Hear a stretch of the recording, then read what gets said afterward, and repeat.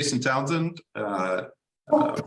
professor of instruction here at Hamilton College, and wanted to talk about apples today. So thanks for the opportunity with the Arboretum series to talk about apples and modern orchard sustainability. My background with apples is as an orchard manager for 3 years at a farm in the Finger Lakes, 3 years managing orchards in a little wing of the Central Valley in California. And I have my own farm in Sequoia, New York, 12-acre farm where I've planted over 500 trees at this point over the last 7 years, and about 30 varieties of trees up there. So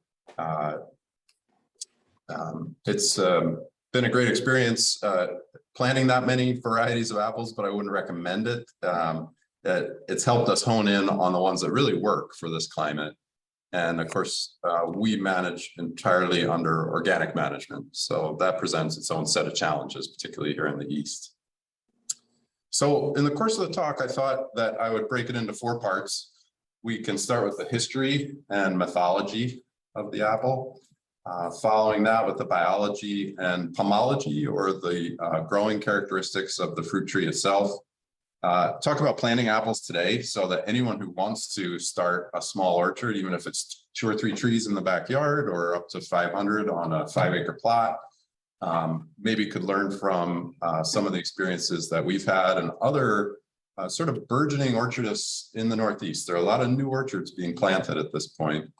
And then finally, I wanted to talk about the hard cider renaissance, which is happening in the Northeast. There's a number of really great orchards being planted, really with the idea not of eating the apples, but of drinking the apples. And there's been a fair bit of New York State legislation that helps make this happen.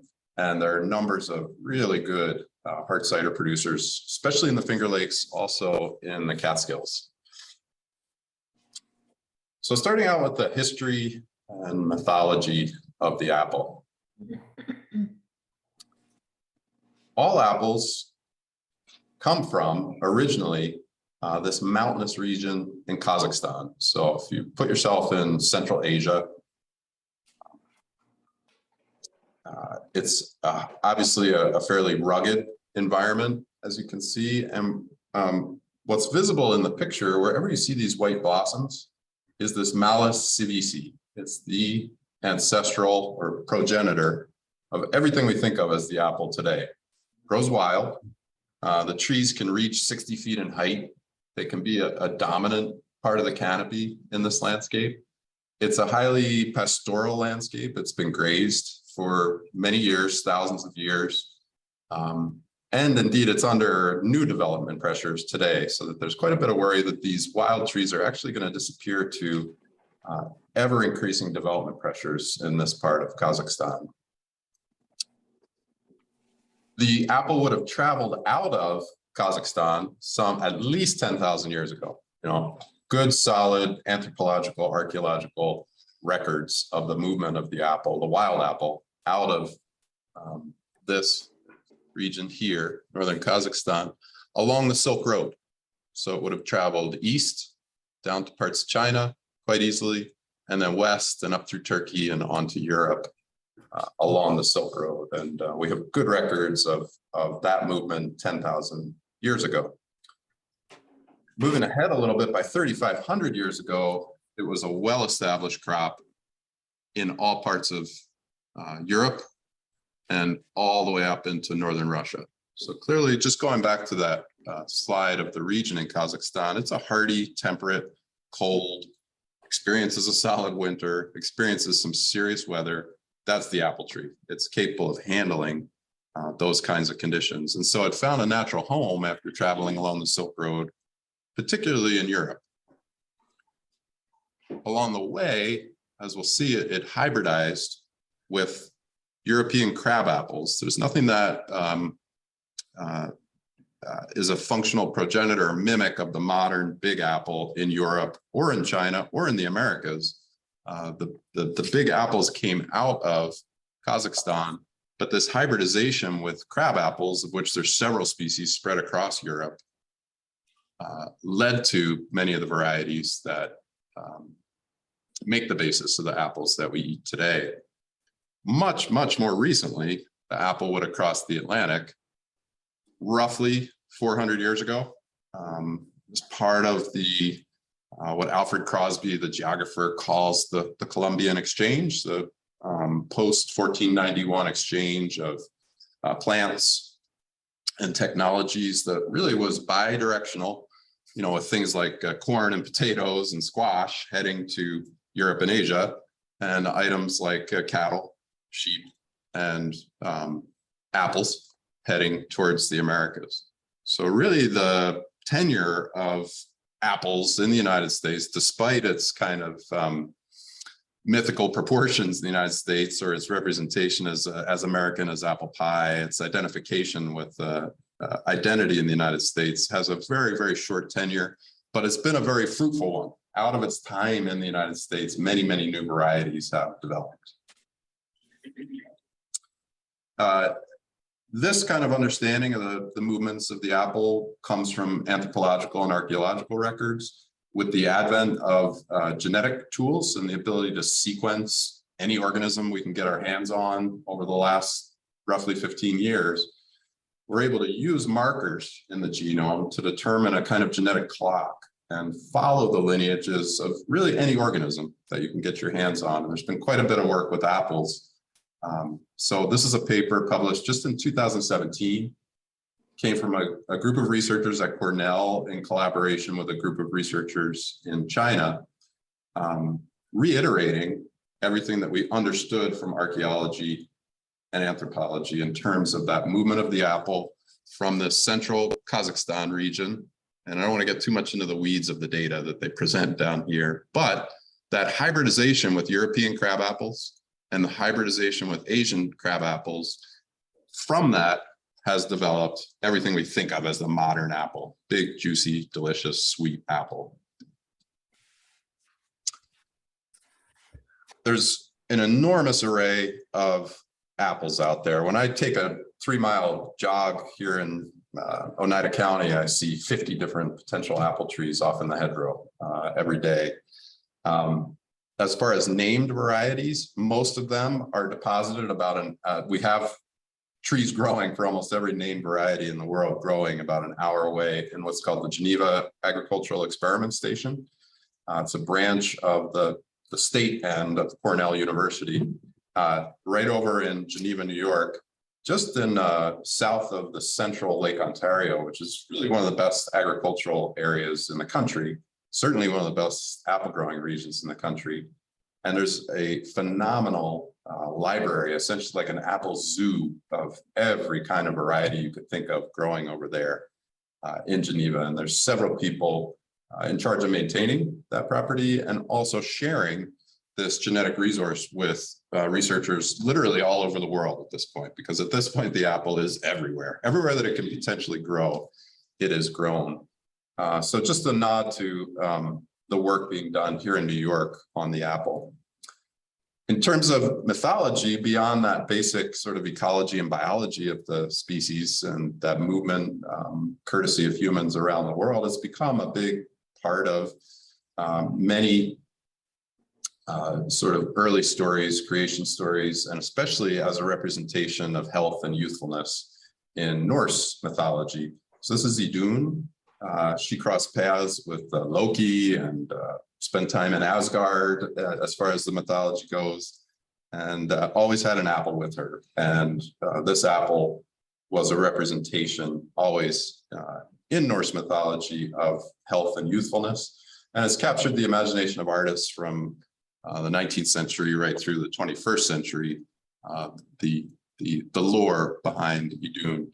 But all good things come to an end. And of course, in Judeo-Christian mythology, the apples come to represent something of the fall of man and original sin. Even though apples weren't grown in Mediterranean regions, it was probably a pomegranate in the original story, but the apple's been inextricably linked with original sin and guilt in the Judeo-Christian tradition.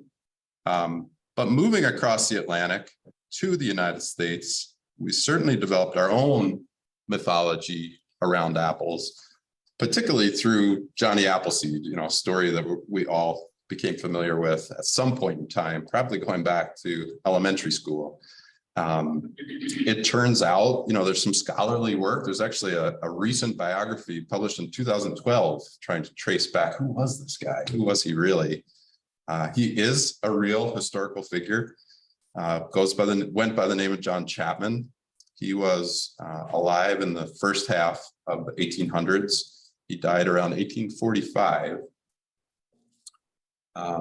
He brought apples to what at the time was considered frontier lands in the 1800s. This is prior to the Civil War in Ohio, Illinois, and Indiana. It was an area that was a frontier for Europeans, but of course had been occupied for thousands of years by Native Americans. And part of the mythology of Johnny Appleseed is that he was bringing this domesticated crop into a wilderness, when in fact he was walking into an area that had been ecologically altered for agriculture and hunting purposes for many thousands of years before that. But at any rate, it looms in our minds, at least, as a frontier. And he took advantage of the fact that for any individual seeking a land grant, and what at the time they called Ohio, Illinois, Indiana, the Northwest frontier at that time, they had to plant 50 trees. So John Chapman actually became evidently a fairly wealthy man by selling simple seedling apple trees to folks who just needed to get them in the ground in order to stake their claim to a piece of that territory, that Northwest territory. Of course, he was also selling a source of sweetness at a time where there was not readily available sugarcane around the United States. It took a while after 1800, even for honeybees to be introduced to the United States. So you can imagine the pleasures of eating an apple if you lived in an admittedly absolutely rugged environment with very few amenities. If anyone's read the Botany of Desire by Michael Pollan, great book, and he spends a chunk of time dissecting the myth of Johnny Appleseed. And he goes so far as to call Johnny Appleseed an American Dionysus, the god of booze and alcohol, because at least Michael Pollan's theory is that what John Chapman was selling was a source of fermentable sugars that would then be turned into cider, a mildly alcoholic drink. So whether or not this holds up historically, there is some debate, but Michael Pollan tells a very good story, and I'll just read a little bit from his book. The blandishments of sugar are what got the apple out of the Kazakh forests, across Europe to the shores of North America, and eventually into John Chapman's canoe. But the appeal of apples to humans, and perhaps especially to American humans, probably owes to their figurative as well as literal sweetness. The earliest settlers lighting out from places like Marietta, Illinois, wanted apple trees nearby because they were one of the comforts of home. Since the time of New England Puritans, apples have symbolized and contributed to a settled and productive landscape. In the eyes of a European, fruit trees were part and parcel of a sweet landscape, along with clean water, tillable land, and black soil. To call land quote unquote sweet was a way of saying it answered our desires. The fact that the apple was generally believed to be the fateful tree in the Garden of Eden might also have commended it to a religious people who believed that America was a promised second Eden. Even the most God-fearing Puritan could persuade himself that cider had been given a theological free pass. Pollan goes on to quote a speaker at a meeting of the Massachusetts Horticultural Society in 1885, who said, quote, "The desire of the Puritan, distant from help and struggling for bare existence, to add the pippin to his slender list of comforts and the sour cider to cheer his heart and liver, must be considered a fortunate circumstance. Perhaps he inclined to cider because it was nowhere spoken about in the scripture," end quote. Whether this was really the reason or a rationale concocted after the fact, Americans were indeed strongly inclined to cider, an inclination that accounts for the high esteem in which the apple was held in the colonies and on the frontier. In fact, there was hardly anything else to drink. And similar to the passage across the Atlantic, it may have been more helpful to drink your cider than to drink the water that was available at the time, with cattle mucking it up, etc. So just a fantastic book, The Botany of Desire, with about I think a quarter to a third of it devoted to apple history, particularly as it relates to the United States. So here's the important thing about Johnny Appleseed. He was selling and planting seedling apples, literally taking that seed that you find when you bite into the apple core and planting it. And he had huge nurseries lined up to meet the demand of these settlers pouring west at the time. These were seedling apples. So that brings us to the biology and pomology of the apple. We need to make the distinction between what Johnny Appleseed was selling and what we're accustomed to as an apple tree at this point. So the important point here is that when you cut open an apple and you see that star-shaped cavity wherein the seeds are, there's going to be at least 5 of them per apple, and often there's a couple stuffed into each of those cavities, and every apple you cut open is going to look like this. We've got 5 seeds per apple and thousands of seeds per tree. Each and every one of these is going to be a variant on that parent tree. Not one of them is in any way likely to represent the parental characteristics of that tree. And so this would hold for, let's say, just, went out to a backyard orchard here where someone's had success growing a Honeycrisp. Pick a bushel of those Honeycrisp, break each apple open, take the 5 seeds out. You'll have a nice pouch of seeds, plant out each one. Not one of them, by chance, is going to come up a Honeycrisp. It may come up another fantastic variety, or it more than likely will come up something bitter and small and tasteless. And this is due to a biological factor in apples that contributes to their ability to spread globally as easily as they do. And without getting too much into the weeds of what extreme heterozygosity means, let's just say that it equates to genetic diversity. If you went back to Mendel's pea experiments, the apple would diverge from the expected probabilities of outcomes. So there are more heterozygotes in the population than would be expected by chance crossing. And so there are selection pressures over time that have pushed the apple towards extreme genetic diversity. So ultimately, the flourishing of apple varieties that's happened since the apple tree left Kazakhstan, and this would function both east and west. We're more familiar with what's happened here in the United States, but there's been a similar flourishing in China. That native genetic heterozygosity plus hybridization with crab apples, and this is very important because in essence, crab apples were just sort of this amazing new pollen source with all kinds of new genetics waiting to meet up with that Kazakhstan apple here in the United States.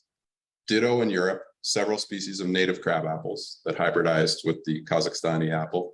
Ditto in China, several species of crab apples just waiting to hybridize as folks traded east and west along the Silk Road. Plus environment. Environmental factors would have played into selection pressures. They also would have affected the expression of genes, as we know. And so ultimately, this has led to the real flourishing of varieties globally. And the count right now of named varieties of apples is roughly 7,500. You'll hear different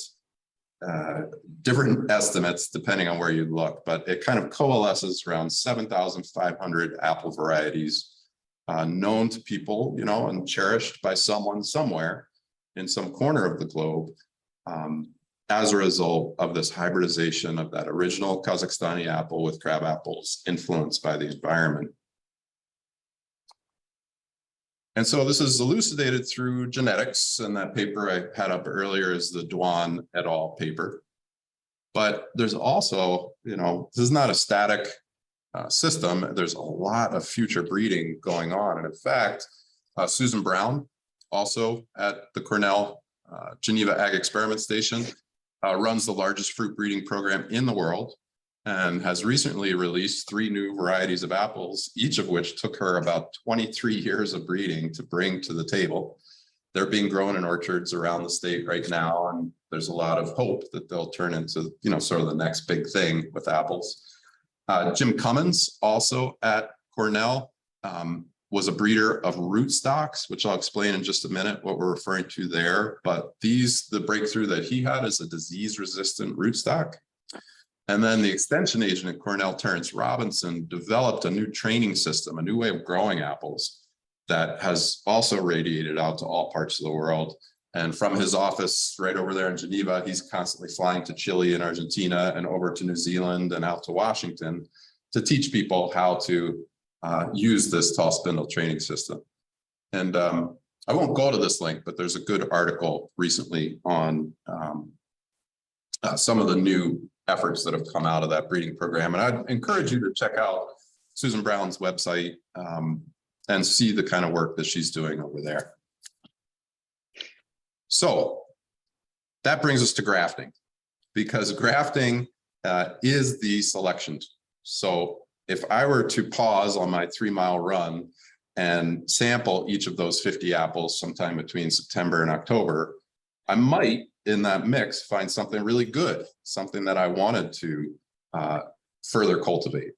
The only way to retain the characteristics expressed in that apple would be for me to take a branch here about this time of year, February, March, of last year's growth, keep it in a nice cold, wet spot, Ziploc in my refrigerator with a paper towel, and then get my hands on some rootstock that has characteristics that I like and join them by grafting. Otherwise, that variety will simply sit in that hedgerow, from here till the end of its life, producing offspring nothing like it. It would make no sense for me to pick that apple that I liked on the jog and try to grow it from seed. You have to graft. And so what this boils down to is the most popular apples in the world. Right now, Red Delicious is number 2, I believe, still, unfortunately. Honeycrisp has made a kind of amazing ascent to the top of the list, and I think it comes in 3 or 4. So it's this Honeycrisp on the left screen and Red Delicious on the right. This is all to say that for the millions of trees planted around the world of Red Delicious and Honeycrisp, each one is a clone of an original mother plant.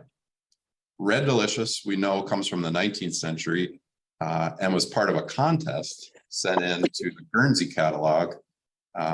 And the folks who own the Guernsey seed catalog loved this apple, raced out to that farmer, grafted it like crazy, and boom, it's then spread around the world. Honeycrisp actually came out of an orchard in Minnesota in the 1980s. So it's a recent chance seedling, actually. And, every single one of the trees, and we are talking millions globally, are clones of that original mother tree. The way you accomplish that, we'll talk a little bit more about the biology of the plant, the apple tree, in order to figure out how that's accomplished. But it's not difficult. It's very doable. Grafting goes back to China, probably 2000 BC is the thought that the Chinese had figured out grafting at that point. Via the Silk Road, the technology spread. Pliny the Elder, the natural historian of Roman times, he was writing around 10 AD, was aware of grafting, knew it, used it, and described the cultivars of apples in the Roman Empire at that time. So just working our way around the parts of a bisected twig. So we've made a gash in a twig here, the protective bark, the xylem. Essentially with xylem, think dead cells and water transport. Okay, and when the leaf opens, that leaf is here in a couple weeks or maybe 6 weeks. That leaf is like a straw, constantly sucking water up from the roots. That water is going to pass through the xylem. The pith in the middle, deadwood from prior generations, prior years of growth. The phloem is the transport, primarily, it's bidirectional, but the phloem is that transport of sugars from the photosynthetic surface of the leaf back down to nourish the tree and encourage metabolic function. The important thing with grafting is this up in the corner here, the cambium. And this is the living, growing cellular material of the plant. So when we think about trees, you know, they have an apical meristem, but then within that, and that's the new growth of shoots outward and upward. But that tree is also growing in girth with every season. So that growth in girth is all about the cambium. That's where the meristematic cells are. And that's what we want to line up when we're grafting. So the important thing is getting cambium of a rootstock to line up with a variety of choice, and away you go. So even if you have a very, very thin twig of this year's wood to join with a very fat rootstock, it doesn't matter as long as you line up the cambium. It's loaded with growth hormones. And that cambial contact of two entirely different varieties of apple will stimulate that hormonal production, and that wood will join and become one surface via grafting. So in other words, rootstock on the left joined to scionwood, and this would be any variety that we happen to like. Go out, grab some Honeycrisp. I brought some today. Join it to a good rootstock, and away you go. You've made a tree. And you can see it over on the left here too. And there's a very distinct grafting cut that we make called whip and tongue for this type of grafting, and I can demonstrate that quickly here. But essentially, this is what you're up to with grafting. And again, this has been going on 4,000, 5,000 years of grafting and selection, not only on apples, but many, many other trees you can graft this way. There are other forms of grafting, but not to get into that too heavily. This is called top working, where if you're interested in taking an old tree that you wish you'd never planted, you could turn it into a Honeycrisp this way.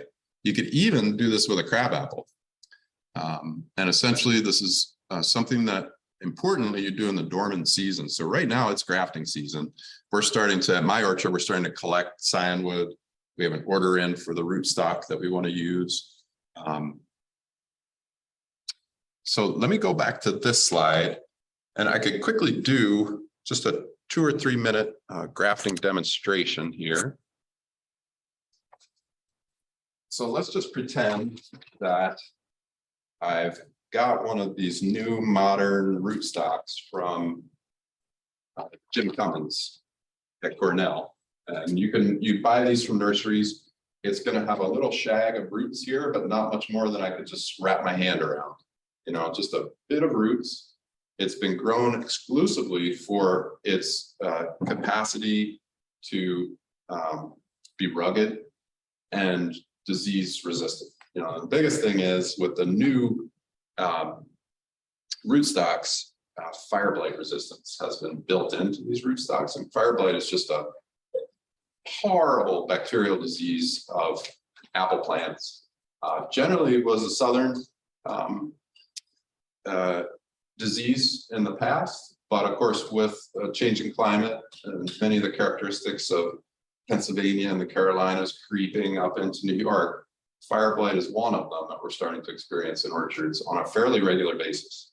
So as you know, very prescient of Dr. Cummins to see that coming and get these rootstocks out on the market. And I think it's going to save a lot of apple trees into the future. But at any rate, if this was a rootstock, we would just simply, I'll make a little mess that I'll clean up later. We would cut it. And then we would select our scionwood. And again, the scionwood is last year's growth. You can make out last year's growth by the difference in color. So here, you know, there's a transition in color. You see these nice big fruit buds down here on 2021 growth. This was 2022 growth at the top. So it's a different shade of color. The buds hug the twig. Those are vegetative buds. So that's really what you want when you're grafting. You'd select some of that. So I have some Honeycrisp here that if we took off our trees recently, this would be a nice piece of scionwood to use. It's going to match up pretty well with my rootstock, my ostensible rootstock. So what I'm going to do is just look for 2 to 3 buds that I like.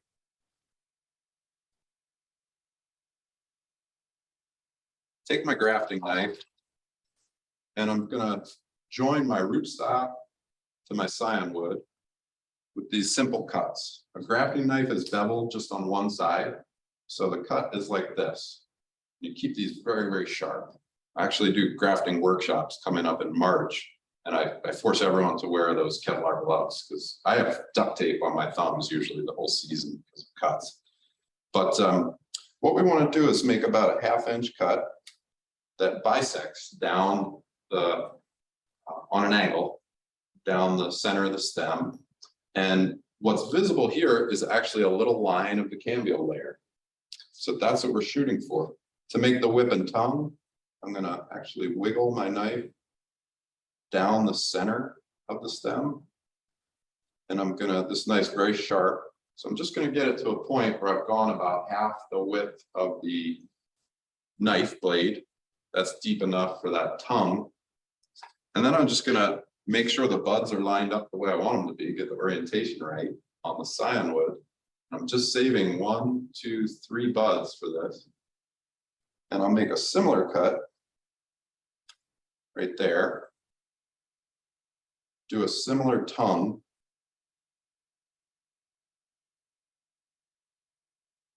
Going about, again, about halfway up the blade of the knife.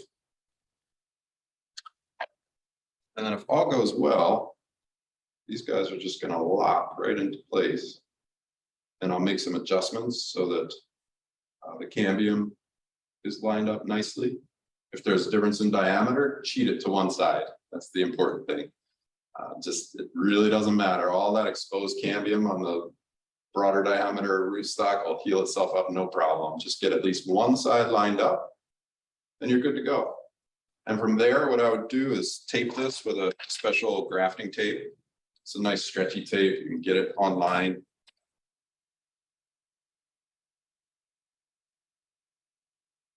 It's a great stretch to it. Seal that up. And then generally, we don't like to use that black tar on pruning cuts or anything. That's kind of old school, but that black tar is great for sealing up this stuff. So come summer, when the sun's beating down on this guy out in the field, this tape will just melt and we'll lose some of that structure of the graft, some of that support for the structure of the graft. So I slather that black tar on here and it just holds beautifully. You'll plant these out in rows like a foot or 6 inches apart in a kind of a nursery setting where you can really take care of them. And lo and behold, 1 or maybe even 2 or 3 of these buds will burst. Come usually about, if we put them out in April, is a great time to plant bare root stock. Generally, they'll flourish by June at some point. And then we crawl along, we do these by the hundreds at my place, crawl along and just pick 1 bud. Because your entire tree, your whole Honeycrisp tree is then going to emerge from that 1 bud. And away you go. If all goes well, usually first year growth, I'm going from this to this. And I'll go along in November and top those and then let them grow out a second year in the nursery. And that'll produce a nice, well-branched tree, maybe 6 feet tall. And that's what we sell from our nursery or, anywhere you go. You're generally buying a 2 to 3 year old tree that's been grafted. But it is miraculous to watch. It's a ton of fun. I really encourage people to give this a shot at some point. The hardest part is rubbing out those buds that have, you're waiting and waiting and waiting to see that green come out and you got to go and select one. But once you do that, all of that rootstock energy will then flow through that bud and produce a nice tree for you. And again, by the millions, that's how it's been done as far as the selection tool for creating specific cultivars of apples.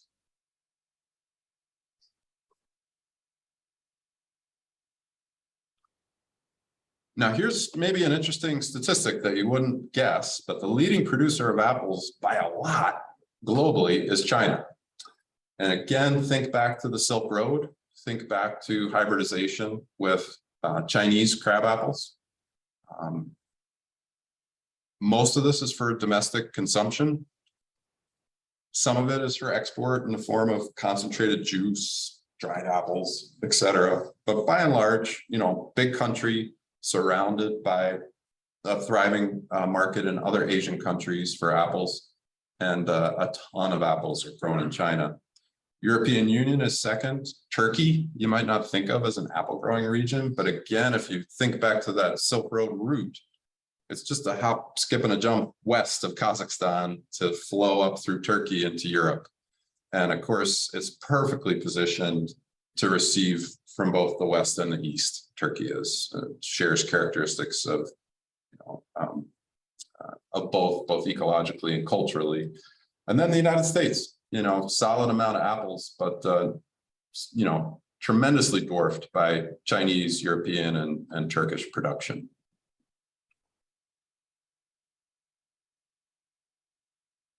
Here's US apple production, and this was just last year. So Gala is #1 with 18% of apple stock. It's more Gala grown than any other apple in the country. Maybe a surprise. Good little apple though. I like Galas. A little bit early, not such a great storage apple, but still a real good apple. Followed by Red Delicious right here, followed by Fuji, which is an interesting variety. Again, there we're talking southern temperate breeding. So that came from New Zealand / Australia, Fuji did. So where you run into temperate forests in the southern hemisphere is Chile, Argentina, New Zealand, Tasmania, parts of Australia. And then, you know, this amazing discovery of Honeycrisp coming out of Minnesota 20 or 30 years ago has crept up and become a major player in US apple production and globally also. Granny Smith kind of fading away, but also a good apple. Okay, so I'll just wrap up with planting apples today. So for folks who are thinking of putting in an orchard, again, 7 years ago, I put in 350 trees, and then we keep adding trees every year. So we're up to more than 500 trees, and we've learned a lot in the process. I have sort of 6 things that I think are steps to success for planting an orchard, whether you're going to do 5 in your backyard or 500 on a plot. You got to choose a well-drained site. I think a lot of people try to force their apples into these wet areas, and we have a substantial amount of clay in soils around here, and often some fairly poor drainage characteristics. So choosing a well-drained site is really critical. You can deal with a wet site by creating mounds. You could do some drainage work, but that's key. And being ready to protect from deer, rabbits, and rodents. I do grafting workshops for 20 to 30 people each year. They all leave with 6 trees. Almost all of them have grafting success, but the place that everything goes off the rails is when the rabbits come along and chew them in the fall, or when the deer strolls through, et cetera. And trees will get girdled by rodents as well. You know, and I have lots of ideas on how to do this both in the backyard and on a farm. So if anyone's interested, we could talk more about that. Those young trees do need water on a weekly basis. So be prepared to get out there with a bucket of water, a good 5 gallons of water, drench that tree on a weekly basis. And that's just going to help those little tiny feeder roots get going in the upper surface of the soil. You know, we tend to think of tree roots as these big, deep things that need to plunge way down. But in fact, most of the nutrients are up by the surface. And so you want trees to be well rooted, but you also want them to have access to all those surface nutrients via much, much tinier, almost microscopic feeder roots. Watering helps make that happen. And then what we want to plant is bare rootstock in April. You know, I would not buy a potted tree from last year and stick it in the ground in April. You're much better off with bare rootstock. This is a tree that's either been dug out of a nursery days before in April and handed to you, or it's been dug out of a nursery back in November, stored in appropriate conditions all winter, dormant, hasn't died, and it's ready to go on the ground and rejuvenate. So it'll look like this when you receive your trees, if you buy them from a nursery. And what you can see right here is the graft union, where the rootstock has been grafted, and they've chosen that one bud. And she's holding on to the, you know, the later growth of that one bud right there. And then a nice thick rootstock, all these little feeder roots and some good tap roots. Get that into a hole, don't plant it too deep, and you'll be in great shape. And do it in April when it's a little bit cold, because it allows all those injuries, all those scars and wounds to the roots to heal up a little better. Come May, June, July, when the soil heats up, there's that many more microbes that are going to attack those wounds and cause disease in the tree. So April is just a great time of kind of quiet, cold, decent soil to plant in. And I highly recommend this Geneva rootstock. So that goes back to, again, this guy, Jim Cummins at the Geneva Research Station, who developed these rootstocks. They're a brand new rootstock. They're taking over plantings around the world, and they have this resistance to fire blight, which I think is just going to be critical moving ahead over the next 20, 30 years, as things inevitably are only going to get warmer around here. And whether this winter is an indication of that or not, I don't know, but I've never seen, we've lived here 8 years, and I've never seen green grass all winter like you see this winter. And many, many trees have swollen buds here. It's February, so early in February. Final thing I say is to plant modern disease-resistant varieties. And a lot of people, you know, don't want to hear maybe this point, but because there's an allure of the kind of heirlooms and old-timey apples in the United States, or even cider apples from Europe, et cetera, the fact of the matter is all these new disease-resistant varieties trace their lineage way back. Some of them are going to have a bit of European crabapple in them, some American crabapple, some Malus cerevisiae from Kazakhstan. It's all in there, but it's the work of people like Susan Brown at Cornell trying to find apples you don't need to spray so much. And there's some very, very tasty apples at this point that are disease resistant, and you're going to have so much more success in your backyard garden planting these than you would any of those heirlooms that don't have disease resistance. So I have a whole resource list of disease resistant apples that I'd be happy to send to anybody to learn more about those. So basically the days of this kind of orchard are in the past. You'll rarely see anyone planting a new orchard of substantial size on those old traditional rootstocks. This is what new orchards look like on these dwarfing Geneva rootstocks planted at very close spacing. Now, you don't have to go as extreme as these guys did. This is Beekman Skiff out by Lafayette, New York. And you go there and you'll just see it. It looks like they're growing green beans. You know, these skinny little trees planted like 2-3 feet apart. You don't have to go that extreme. We go 6 feet at my place. But I'm telling you, these are so much easier to manage than a big apple tree planted out in the field that you have to wait 10 years to get fruit. With our Geneva rootstocks, we started getting fruit in the second and third year from disease-resistant varieties that required minimal spray management under organic conditions. Maybe not absolutely perfect apples, but extremely good apples that could be used for multiple purposes, fresh eating right through cider. So in the backyard, obviously, you're not going to want a structure like this, but you can do it in a sort of a smaller scale and treat it like you would plant, say, raspberries. A nice line of 5 or 6 apple trees on a very simple trellis. And the pruning techniques for these apples are also very simple. What this has all led to is a real hard cider renaissance, I would say, and especially in the Finger Lakes and the Catskills. And I'd encourage anybody, if you're out in Ithaca area, Trumansburg, or out along Seneca Lake, Cayuga Lake in the summer, there's a wine trail out there. There's been a long history, 30 years now, of growing really good Rieslings and a couple other varieties along those lakes. But Melissa Madden has really taken the ball and run with it in terms of creating a terroir, a unique cider taste that comes from this area as well. A lot of those varieties can be grown without any kind of sprays because you don't care how they look. Your purpose is just to get that juice, mash it into the fermentable juice, get it fermenting. She built this gorgeous timber frame barn, and there's like 8 different craft cider producers who all display their goods at the Finger Lakes Cider House. It's absolutely worth a trip. Great food, great ambiance, right near Seneca Lake. Another great guy, another place where there's quite a bit of revival of cider is the Catskills, and Andy Brennan, particularly with his Aaron Burr cidery, And he's quite a character. He's like a retired artist from New York City. And if you go to his Instagram, yeah, you'll see some interesting photos. He's quite a character and makes an amazing cider. And this is all wild foraged apples. He doesn't really even grow apples per se. He has all the locals go along the Shawangunk Ridge and bring him bushels of crazy old abandoned apples. And he makes an incredible cider out of those.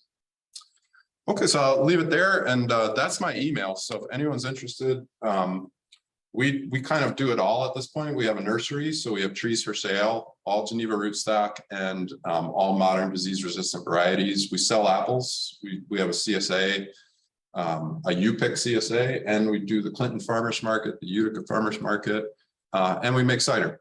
And we just got a grant to put in a new cidery, so we're going to be expanding that. And I really do hope to bring some of that hard cider revival to this area too. But yeah, any questions? We're right up on Butler Road, which if you go from the post office in Sequoia, where Orchard Hall Restaurant is, that's the road. You go straight up to the top. So it's basically a slope of Paris Hill. We're just kind of up and around the corner, right on the border with New Hartford. We do, yeah. Primarily, we sell our apples at the Clinton Farmers Market and the train station market on Saturdays. And then also through our community supported agriculture program where people subscribe to the farm. But people always email me and I can reserve apples for them in the fall. Jason, we have a couple of questions on Zoom. Okay, yeah. One is, we planted 4 trees. We planted 4 trees last summer. Would you recommend pruning tips? When, how much? Yeah, so the question was about trees just planted last summer, how to handle pruning them this winter. You know, this February and March are great times to get out pruning. For those young trees, I would actually just let them do what they want to do yet another year. The only thing you might consider doing, you don't want to really take branches off of young trees like that. The only thing you might consider doing is making your selection for scaffolds. So you want to have a whorl of 3 to 4 main branches coming off the main stem at about 4 feet high. You can start to bend those a little bit. The perfect angle is 45 to 60 degrees. And you could do that just with a little clothesline clip. You put it right on the trunk and then let it kind of weight that branch out. That's all I would do the first summer. And then in the 3rd year, you could start to think about clipping off a few of the branches that you haven't selected for your main whorls, your main scaffolds. But you really want to let that tree just kind of grow, do what it wants to do for the first 2 years. And then some very light pruning in the 3rd year, heavier in the 4th, heavier in the 5th, and then a regular taking off about 1/3 of the wood from year 6 onward. And I'd be happy, if you can see my email here, I'd be happy to talk more about pruning, or you could come up to the orchard while I'm pruning and we could talk it through. And my question, which is about the apple trees that are not producing apple. Yeah, so oftentimes in the home orchard, if you didn't do some branch bending early on and the tree's growing more like this, that can affect fruit production. The rootstock can also affect root production. So if you're, do you know what rootstock you're on? Yeah, and that's often the nurseries don't advertise what they, you know. So if it was on a standard rootstock, they're not in any way precocious. They often take 10 years to fruit. So you may just be playing the waiting game still. But if you send me a picture of the trees, I could give you a better sense of whether branches need to be bent. Because bent branches like this receive more sunlight, and it also creates a hormonal change in the tree itself that encourages transition of those vegetative buds to fruiting buds.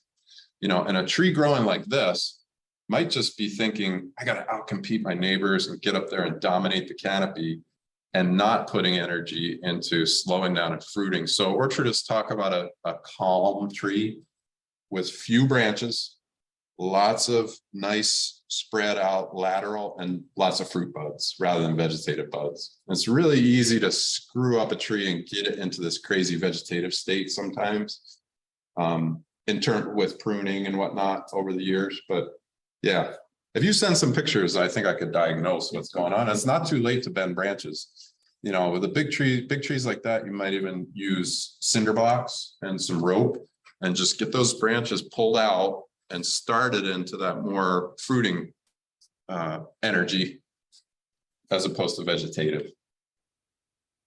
Yeah. What you just said sounds contrary to the tall and quiet growth. Yes. Yeah. What I have a picture of on the left side is just a nursery.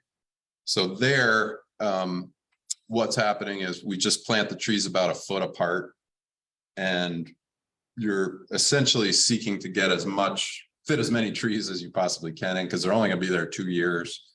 And then you want to pretty efficiently be able to dig them out of there in order to send them to the folks for planting in their own place. But when we come back to like Beacon Skiff here, you know, you see how the branches, these would be scaffold branches here. See how they're all at that nice lateral angle? This orchardist has spent a lot of time making sure that those trees are not growing upward. And when they come along to prune in this time of year, they're going to take off a lot of this upward sprouting growth, the little thin stuff, and take the tree back to those. And that's where the fruit is produced, on those laterals. Later, you can see there's a nice branch there. But that's the look that you want. And the nice thing about this is called tall spindle system, without getting too complicated in how they're doing it. But there's wires. There's usually a 3-wire trellis, and that provides you this great substrate to bend your branches to. You can tie them with string or wire and get them to that nice lateral. Okay, Yeah. we have another question on Zoom. Sure. Do suckers make good scion stock? And what are your best deer proofing tips? Yeah, so the question is, do suckers, the lateral growth that maybe you see, the vegetative growth that you see at the top of the tree here, that would be long pencil thin growth on the tree from the prior growing season, call them suckers. They do make great grafting stock because those are almost certainly going to be vegetative buds. There won't be any buds on that sucker that are thinking about trying to convert to a fruit bud, in a sense, hormonally. And that's what you want from a grafted tree. You want a very strong vegetative bud to just take off and start to make that tree, and you're going to select that bud later in June. So suckers are perfect candidates for grafting. And what was the second part? Oh, deer fencing. We actually put the money in and did a 12-acre, 8-foot tall woven wire deer fence at our place. Now you could spend $40,000 on that. We've spent about 10 and did it ourselves. So that's one option for the bigger agricultural enterprise. But at home, I would say at minimum, getting a wire cage around your tree and then a root guard over the bottom of the tree are both critical. So you're forcing the deer to be uncomfortable as they try to reach in and nibble on your branches. And you've also got a nice covering on the bottom, say 18 inches of the trunk, to keep the rabbits, the voles from gnawing and girdling the tree. We actually lost in our first year probably 10, 20 trees to girdling from rodents. They really come after the sweet taste of the bark, especially in the kind of starvation period now. If there was a ton of snow on the ground, they'd really be going for bark right now. Yeah. Was there a question up there too? In this manner, how many apples per tree? Yeah. Much less? Yeah, it's a great question. It is less per tree, but per acre, the bushel harvest is higher. So it's fewer apples per tree. And these orchardists will do a lot of work to control fruit load on each individual tree. And unfortunately, a lot of that is chemical on the conventional orcharding side. For an organic orchardist, your only trick is to literally hand thin apples down. Without the wire supports, they would carry this problem. That's true. That's true. But fortunately, there are Geneva stocks that are freestanding as well. So they've got a bewildering array of Geneva stocks, but I could also, if you're interested, I could send you our experience with it, ones that have really worked well. And I have one that I like a lot, and it is totally freestanding. So it's always good to put like a 1/2-inch conduit with any tree that you plant, and that'll just give it support in those early years. The problem with freestanding Geneva trees is that they'll still often fruit in the second or third year. And that's, you know, if you've got a ton of fruit on that tree and then a hurricane comes through and the ground's wet, there's that chance of toppling. Yeah. On the right here, this is probably a 3 to 5-year-old orchard right there. Can that keep going? Yeah, now that's a good question. The Geneva stocks are not, it's not a heritage orchard when you do it that way. These guys, they have a term for it called de-orcharding. And they are probably going to de-orchard this block after, say, year 15 to 20. Whereas a standard tree at 20 years old is just, you know, still trucking along. It's in great shape. So it is very different in that way. Yep. When I was in California, I mean, they'll de-orchard 50 acres of trees, you know, massive. Yeah, they cut them and they bring in these chippers that are, you know, the size of this building, it seems like, and they'll just make mountains of wood chips. It just is agriculture on such a different scale than what we're used to. So we take another question from Zoom. Okay, yep. We just relocated from the Finger Lakes to Central Virginia in the Piedmont region. Mhm. Can you direct me to any resources for growing in Virginia? Yeah, I don't specifically know of resources in Virginia, but if you send me an email, I can fish around with some of my contacts and get back to you. But that is a great apple growing region. You know, it's kind of pushing the limits, taking the apple south, but up in the hills there are numbers of apples grown in that area for sure. And So, then yep. when you take a question from the audience, could you repeat it so we can hear it? Oh, yeah. So yeah, sorry. Yep. Was there another question from the audience? About 6 or 7 years ago, I went to cider tasting, about hard cider tasting. About a half a dozen, and they were, except for one, only distinguished by level of sweetness. Mm-hmm. The one that was had an interesting characteristic, had the benefit of being in barrels prior life. Mm-hmm. So my question is has there been an evolution in these 5 or 6 years since? In terms of flavors? Yes. Yeah, so the question is, the person in the audience had gone to a cider tasting and didn't detect a whole lot of difference in flavor profile among the ciders other than sweetness. And has there been an evolution since then? I think it depends on the individual. If you were to ask Melissa Madden, who started the Finger Lakes Cider House, they're all about local flavors, terroir, you know, the regional flavors that come of growing a specific apple variety in a specific soil. I don't know with cider. I don't think it's up at that level of wine where the flavor profiles really can be dramatically different in different areas.